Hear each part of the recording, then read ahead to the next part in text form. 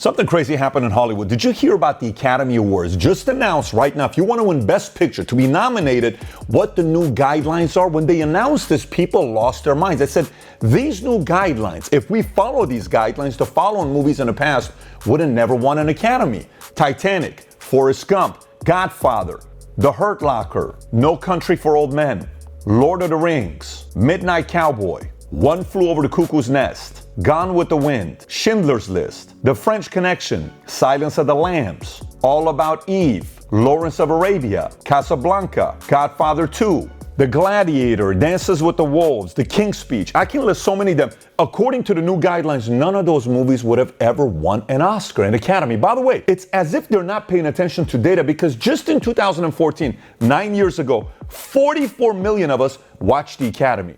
Do you want to know how many people watched the Academy in 2023? 18.7 million. It was the third worst. And guess what the top three worst have been the last 3 years? Why? Because when Hollywood goes woke, they lose viewership, and Hollywood has forgotten why it started in the first place, why they left Jersey and Thomas Edison to go to Hollywood. Wait till you hear about the story of Hollywood. It's going to be a full circle coming back.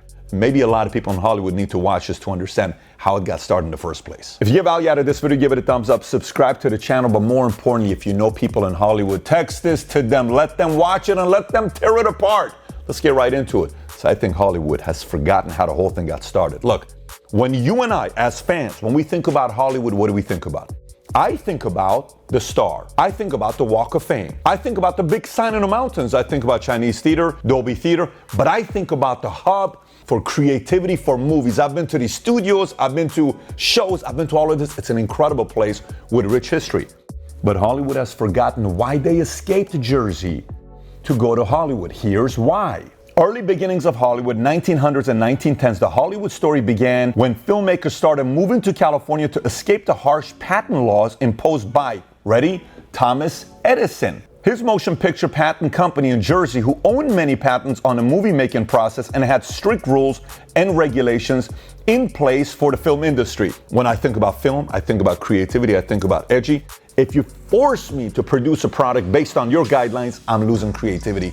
I don't like it. Here's what I think about when I think about creativity. You can't put them in a box, right? You better do this or else you can. I'm creative. Leave me alone, right, to be creative. The second thing is, if you try to force an agenda down the audience's throat and they don't show up, guess what? It's not working.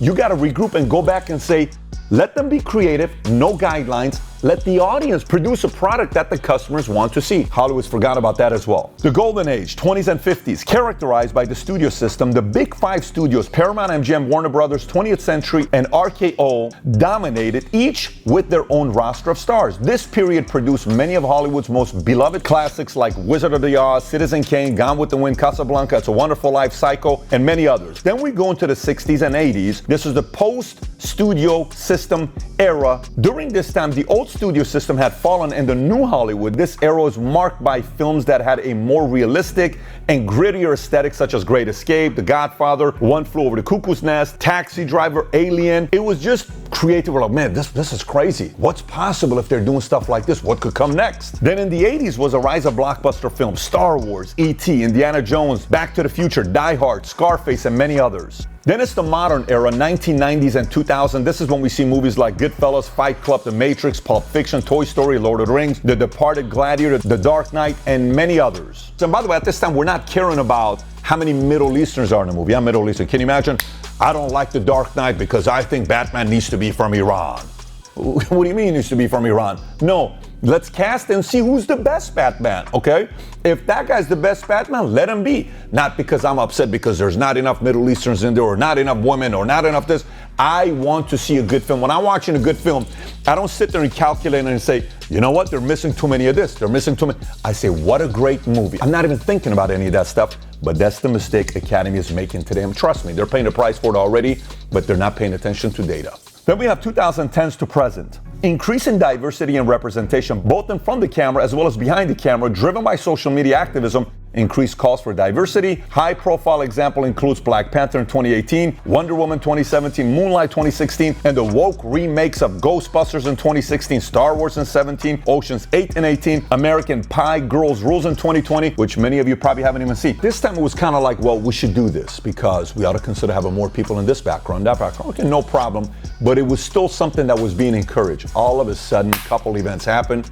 That's not calling the Academy to force producers to do this, or else you're not going to be nominated. Couple events. Number one, 2015 and 2016, the hashtag #OscarsSoWhite controversy when all 20 actors nominated in the lead and supporting actor categories were white. This led to widespread criticism and calls for greater diversity in the film industry. In response, the Academy of Motion Picture Arts and Sciences implemented change to diversify its membership. Then in 2017, with the Me Too movement, when Harvey Weinstein was finally exposed for what he was doing, the corruption and other power players that were abusing their power against women, of course that had to be exposed. It was something that was necessary, but then that got people to say, well, what are we doing about it? And a lot of people started complaining, but rather than finding ways to address the issue, they started putting force and mandates in Hollywood. And when you do that, unfortunately, you eliminate creativity. In 2021, Hollywood diversity bill passes California legislature, and here's what it was. California's film tax credit aims to punish projects that don't hit diversity goals. Under a proposal from the governor's office, Newsom, productions that fail to meet the diversity goal will lose 4% of their tax credit allocation and a 4% bonus for productions that meet diversity goals. The provision is part of a 5-year extension of the state's $330 million tax credit. Productions that receive the credit will be required to submit a diversity work plan under which they must commit to hire a crew that is broadly reflective of the state's demographics. Look, the way we get judged in business or in politics is your policies you come out with. If they're great,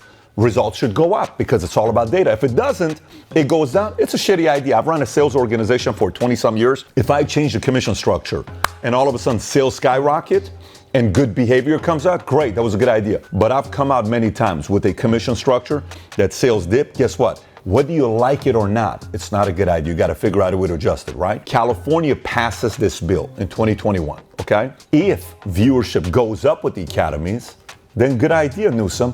But if it doesn't, it's probably a bad idea. Again, 2014, 44 million of us watched the Academy Awards. Last year, 2023, this year, it's 18.7. He's not helping. However, let's see what happened in California. In 1920, 95% of films being made were based out of California. Let's see what it's looking like today. And let's first look at what states are leading the movies being made. The data that we have is from 2021.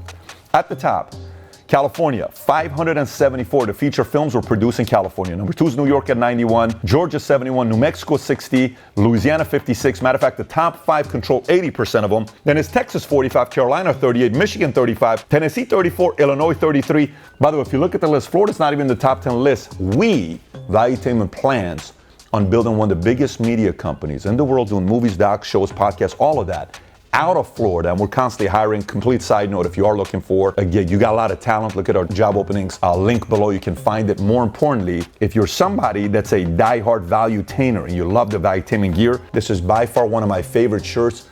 It feels so good wearing this shirt, but the new logo, Valuetainment's on it. If you want to sport the Valuetainment gear, click on a link above or below, order one of these shirts.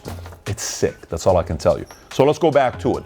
California, 1920s, 95% of the movies made in Hollywood were based out of California. In 30s, it goes to 90. In 40s, it goes back up to 95. Then it goes 90, 85, 80, 75, 70, 65, 60, 55. It went from 95% to 55. And the more regulation they create, people are going to leave California to make movies. Where am I going with this? So this is just California losing market share. Look what the Academy's just announced to make regulation to be even mentioned or nominated for Best Picture in 2024 moving forward. Their guidelines are even stricter than California's guidelines. All right, so here's what the new requirements include. Number 1, at least one of the lead actors or significant supporting actors must be from an underrepresented racial or ethnic group. Number 2, at least 30% of all actors in secondary and more minor roles must be from at least 2 underrepresented groups. Number 3, the main storyline, theme, or narrative of the film must be centered on an underrepresented group. Number 4, at least 2 of the creative leadership positions and department heads must be from underrepresented groups. Number 5, at least 6 other crew and technical positions must be from an underrepresented racial or ethnic group. And number 6, the distribution or financing company must have paid apprenticeship or internship for underrepresented groups. Are you already like losing your mind asking if this is a spoof or satire article? This is actually their new guidelines. And you may be asking, Pat, what is considered an underrepresented group? Here's what's defined as underrepresented group. Number 1, women. 2, people of color. 3, LGBTQ plus people. 4, people with disabilities. 5, people with low-income communities. 6, people from rural areas. 7, people from indigenous heritage. Again, earlier I mentioned to you all those movies that won Academies, the greatest movies of all time that won an Academy. None of them would be nominated according to these new guidelines. They just wouldn't be nominated. And they're fantastic movies. And when you and I watched it, we didn't think about why there's no Middle Easterns in there, why there's no this in there. But today, the rally cry is so big that they want to change it. So what could happen here? Let me give you a couple different industries to look at, or sects. The NBA, okay, a product that I loved watching for many years. Did you know 73.2% of players in the NBA are black? Did you know only 12.5% of America is black? What should we do? Should we lower that 73% and only allow 12.5% of blacks to play basketball because we have to be diverse? You know, it has to be fair, right? Because only 13% of players are white, 3% are Latino. Well, nearly 24% of America is Latino. Why don't we have more Latino players? Did you know only 0.4% are Asian? We can look at a couple others, but we can look at NFL, 56% are black. Only 12.5% of America is black. By the way, we can look at Major League Baseball and say, well, how about Major League Baseball? Only 5.6% are black players in Major League Baseball, but 31.2% is Hispanic. We have one too many Hispanics playing in baseball. We can look at NHL. NHL is a complete different statistic. 84% of folks in NHL are white. Do you realize how ridiculous this is? People are forcing things to win that we are not interested in and forcing things to change that we're interested in. Nobody watches the NBA and says, too many black players. No. It's great. It's whoever can perform and win at the highest level. Nobody watches baseball and says, one too many Hispanics. What is the difference with Hollywood? Well, why is Hollywood doing this? You know, we got to make WNBA better because we only have 456,000 people watching the WNBA playoffs and the finals, but we have 17 million. That's not fair. No, people are not as interested in WNBA as they are in the NBA. It's very simple. It's called interest. You can't force interest. If I try to force my kid to like a sport he does not like, he's not gonna like it, he's gonna hate it. There's no difference between that. We have to be interested in it, and Hollywood, unfortunately, is trying to force people to be interested in a product that they're not interested in, and they're paying a price for it. And by the way, if Hollywood has left California to other states, trust me, Hollywood will very soon leave America and do movies in other states, because the world is a very small place today with the OTTs. They're also going to pay a price for it. And not only that, do not be surprised if very soon people say, I don't really care if I'm nominated for an Academy Award or not. I simply don't care. Funds are going to come out saying we are funding movies that don't care about winning an Academy Award. And the credibility of the Academy Award is going to get smaller and smaller and smaller and smaller. And eventually people are going to be like, yeah, I really don't care. It's still going to matter today for the next couple decades. But this kind of strategy, history tells us, eventually they'll either have to pivot and someone's going to have to knock some senses into them, or they're going to say, honestly, you keep forcing your crowd to all do this the way you're doing it, we're going elsewhere. It's always been that way. If you're watching this, you're from Hollywood, you're pissed off on what I said, I totally get it. You don't agree with me on where I'm at, philosophically and all this stuff. This is the only thing I ask you.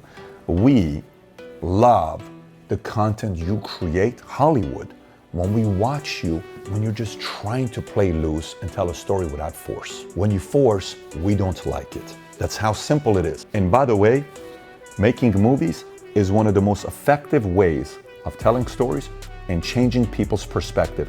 By choice, not by force. If you do force, you're gonna lose an audience. If you do it by choice, we'll follow you. Anyways, I got another video I want you to watch. You may not like it. If you haven't liked this video, do not watch this next video. If you've liked this video, you're gonna like the next video. It's a video directed to people from California. I would warn you because it's going to trigger many of you who are emotionally attached to your great state of California, a state I love, that I lived in for 24 years. If you've never seen it, go watch this. If you don't want to be pissed off and you are emotionally attached, I'm telling you, avoid watching this video. Anyways, you got value from it, give it a thumbs up, subscribe to the channel. Take care, everybody. Bye-bye, bye-bye.